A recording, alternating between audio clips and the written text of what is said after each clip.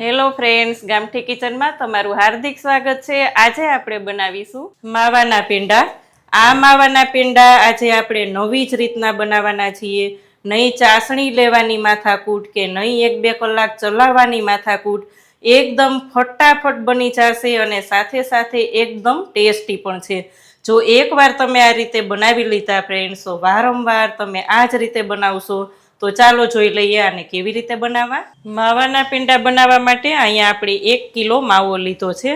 અહીંયા જોઈ શકાય છે ફ્રેન્ડ્સ, એકદમ તાજો એવો માવો આપણે લીધો છે। અહીંયા મેં ગાયના દૂધનો માવો લીધો છે, તમે કોઈ પણ લઈ શકો છો। અહીંયા આપણે માવાને એકદમ સરસથી બધો ખમણી લેવાનો છે, જેથી કરીને બધું મિક્સ થઈ જાય। અહીંયા આ જ રીતે આપણે બધું ખમણી લેવાનું છે। આ જ રીતે આપણે બધો જ માવો ખમણી લીધો છે, તમે જોઈ શકો છો ફ્રેન્ડ્સ। અહીંયા આપણે હવે એક પેન લેવાનું છે। 1 કિલાની સામે અહીંયા આપણે 300 ગ્રામ દળેલી ખાંડ લીધી છે। આજે હું તમને એવી રેસીપી બતાવીશ કે ફટાફટ બની જશે અને સાથે સાથે એકદમ સરસ મીઠાઈવાળાની દુકાન જેવા જ પેંડા થશે અને ફરી પાછું ફટાફટ બની જશે। આ પેંડા બનતા બિલકુલ વાર નહીં લાગે। અહીંયા આપણે બધું જ સાથે મિક્સ કરી દેવાનું છે। દળેલી ખાંડ અને માવો બધું જ મિક્સ થઈ જાય એટલે આપણે ગેસ ઉપર લઈ લેવાનો છે। ગેસ ઓન કરી ફ્લેમને એકદમ મીડિયમ રાખી અને સતત ચલાવવાનું છે। પહેલા એકદમ સ્લો ફ્લેમ ઉપર જ ચલાવવાનું, જેથી કરીને બધું જ એકદમ સારી રીતે ઉગળી જાય અને આપણો માવો નીચે બેસી ના જાય। માવાના પેંડા તો તમે ચાસણી લઈ અને વારંવાર કરતા હશો, પણ એકવાર જો તમે આ રીતે ટ્રાય કરી લીધી તો વારંવાર આ જ રીતે બનાવશો। થોડીક જ વારમાં આ રીતના થઈ જશે, એકદમ ઢીલું એવું મિશ્રણ થઈ જશે। એકદમ સ્લો ફ્લેમ ઉપર જ ચલાવવાનું છે, જેથી કરીને નીચે દાજી ના જાય અને આપણો માવો બળી ના જાય। આ જ રીતના સતત ચલાવતું રહેવાનું। અહીંયા મેં 1 કિલોની સામે 300 ગ્રામ ખાંડનું માપ રાખ્યું છે। તમારે જો વધારે ગળ્યું ખવાતું હોય તો 400 ગ્રામ ખાંડ લેવાની, પણ એનાથી વધારે તો લેવાની જ નહીં। અહીં 300 ગ્રામમાં પણ એકદમ સરસ પરફેક્ટ એવું થઈ જાય। આ રીતના આપણે સતત ચલાવવાનું છે।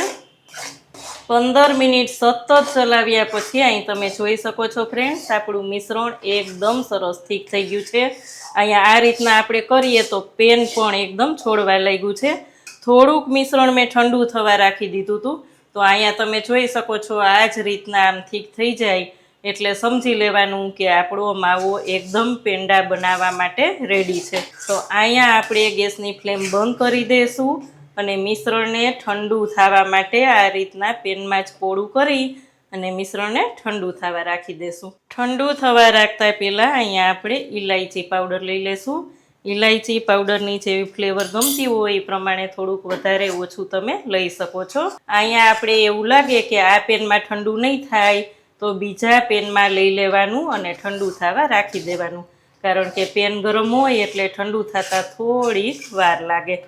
એટલે આ જ રીતના બધી જ ઇલાયચી પાવડર મિક્સ કરી દેવાનો અને બધું જ મિશ્રણ આપણે ઠંડુ થવા માટે બીજા વાસણમાં લઈ લઈશું। અહીંયા જોઈ શકાય છે ફ્રેન્ડ, 10 જ મિનિટમાં આપણું મિશ્રણ એકદમ સરસ ઠંડુ થઈ ગયું છે। અહીંયા જોઈ શકાય છે ઘીવાળો હાથ કરી અને આપણે એકદમ સરસ બધું મિક્સ કરી દેવાનું છે, જેથી કરીને આપણા પેંડા એકદમ શાઇની લાગે। ચાસણી લીધા વગર જ કર્યું હોય તો એકદમ ઠંડુ થતાં પણ વાર ના લાગે અને માવાના પેંડા બનતા પણ બિલકુલ વાર ના લાગે। 2 હાથમાં ઘી લગાવી અને આ જ રીતના આપણે રાઉન્ડ રાઉન્ડ શેપ વાળી લેવાના છે ને કોઈ પણ બોટલનું ઢાંકણું લઈ અને આ રીતના પ્રેસ કરી દેવાનું છે। જો થઈ ગયા ને બાર જેવા જ મસ્ત એકદમ પેંડા।